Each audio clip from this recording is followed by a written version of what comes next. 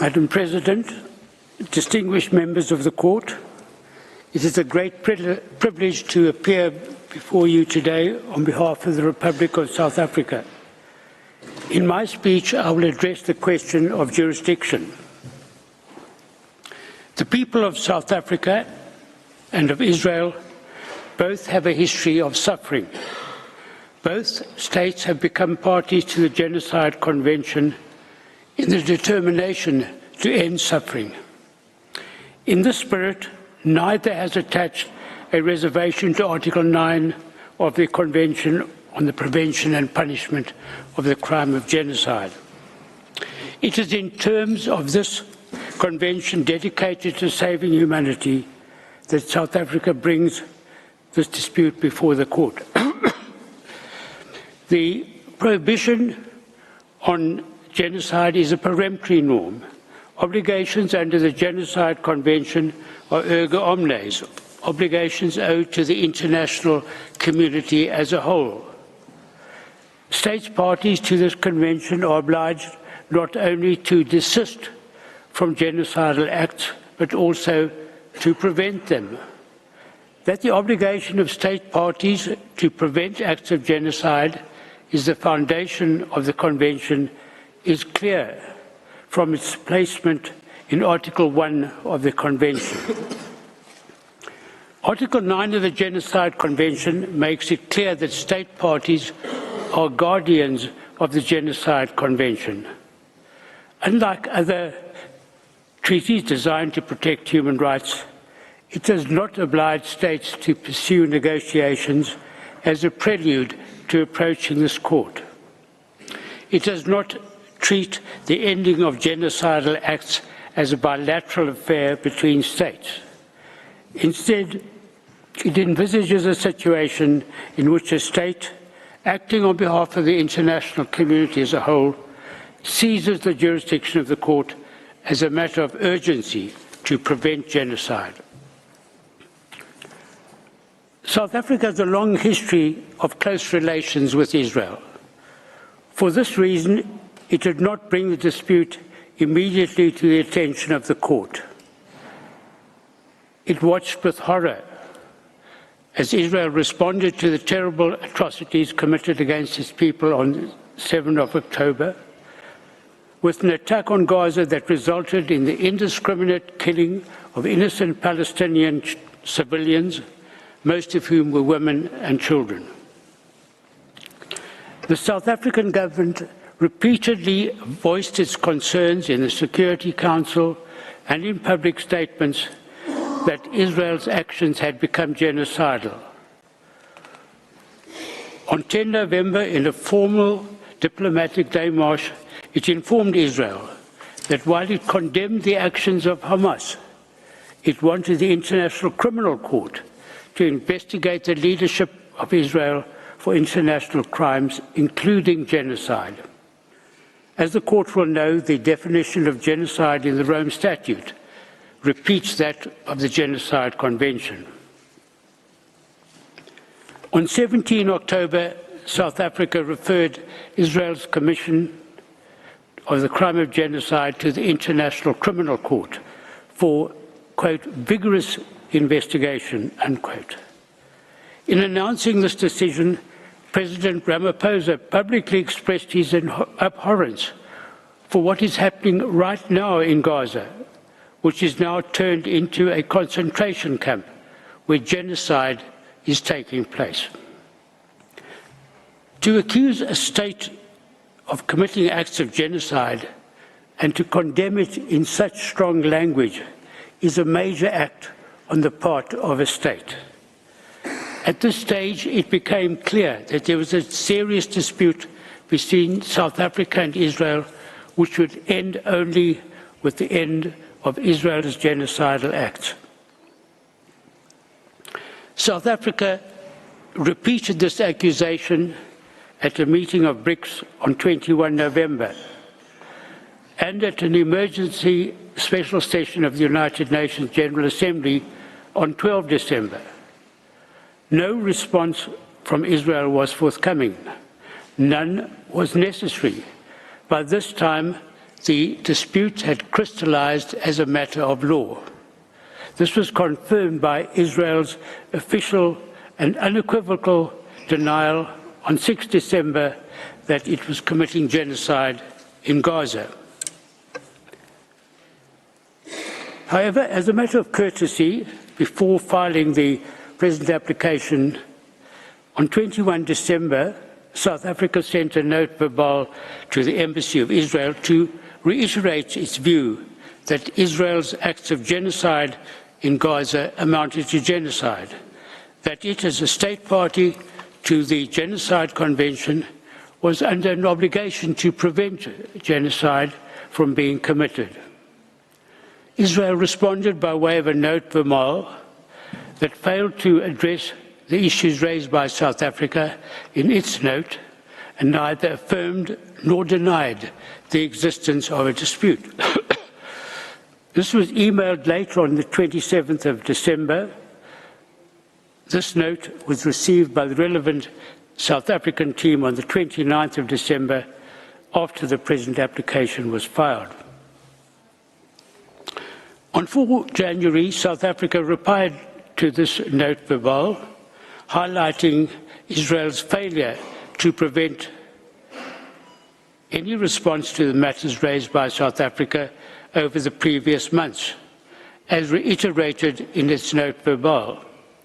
South Africa made it clear that given Israel's ongoing conduct against Palestinians in Gaza, the dispute referred to in its note verbal of 21 December remained unresolved and was plainly not capable of resolution by way of a bilateral meeting.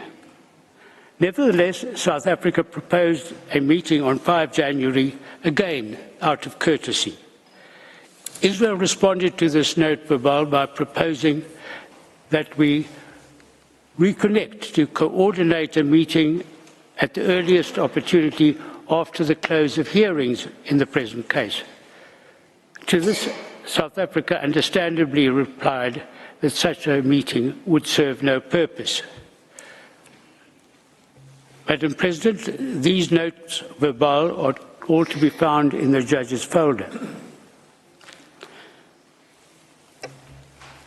The existence of a dispute is a matter to be determined by an objective determination of the facts, as they existed at the time of the filing of the application. At this time, South Africa had already accused Israel in the Security Council, the General Assembly, and other public fora of engaging in genocidal acts. It had conducted a diplomatic démarche on Israel, warning it that it viewed its conduct as genocidal. It had requested the International Criminal Court to vigorously investigate crimes under the Genocide Convention committed by Israel in the Gaza Strip, and it accused Israel inter alia of the deliberate targeting of civilians, intentionally causing starvation and impeding relief supplies. It had accused Israeli leaders of expressing, quote, the intent of committing genocide. Israel had flatly denied South Africa's accusations. Despite these harsh accusations, Israel has persisted in its genocidal acts against the population of Gaza. What more evidence could be required to establish a dispute? It is precisely because of a situation of this kind, affecting the international community as a whole, that Article 9 of the Genocide Convention does not require negotiations as a precondition to seizing the jurisdiction of the court.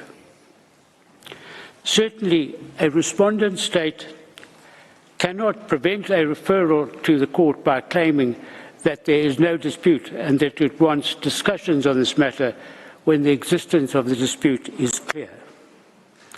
For a state to insist on a time frame for negotiations would simply be a license to commit genocide and would run counter to the object and purpose of the Genocide Convention. Madam President, the question of the crystallization of a dispute has been addressed by this court in preliminary objections at the merit stage where the burden of proof is higher. Although the court has generally adopted a flexible approach to the subject, it has laid down a number of tests for the existence of a dispute. First, it must be shown that the claim of one party is positively opposed by the other. Second, the date for determining the existence of the dispute is the date of the application, but subsequent conduct may be considered. 3, whether the dispute exists must be determined by an objective determination of the facts. And 4, a dispute exists when it is demonstrated on the basis of the evidence that the respondent was aware or could not have been unaware that its views were positively opposed.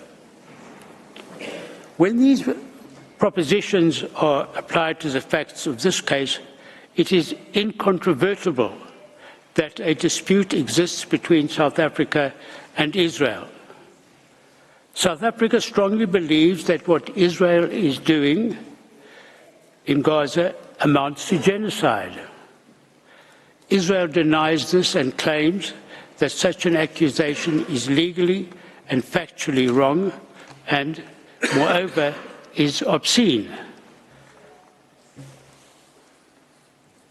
So an objective determination of the facts shows that a dispute existed on the date of the submission of South Africa's application, and this has been confirmed by Israel's subsequent statements and by its continuing conduct in Gaza.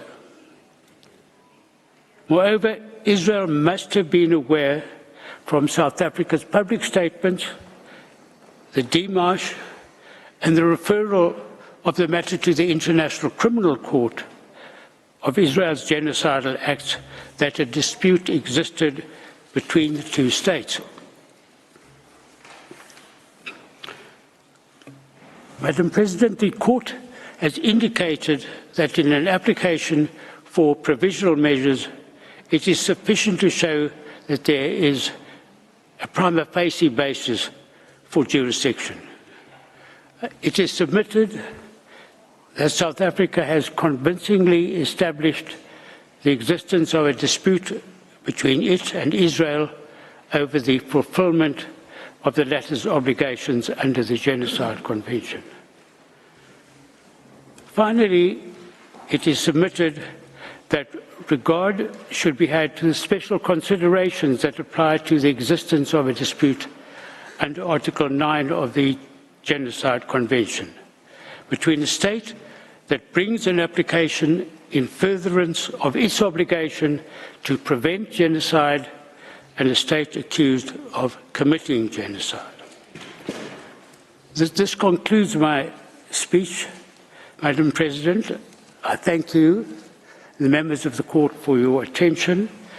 I now ask you to call to the podium Professor Max du Plessis to address you on the nature of the rights requiring protection and the link between such rights and the measures requested. Thank you.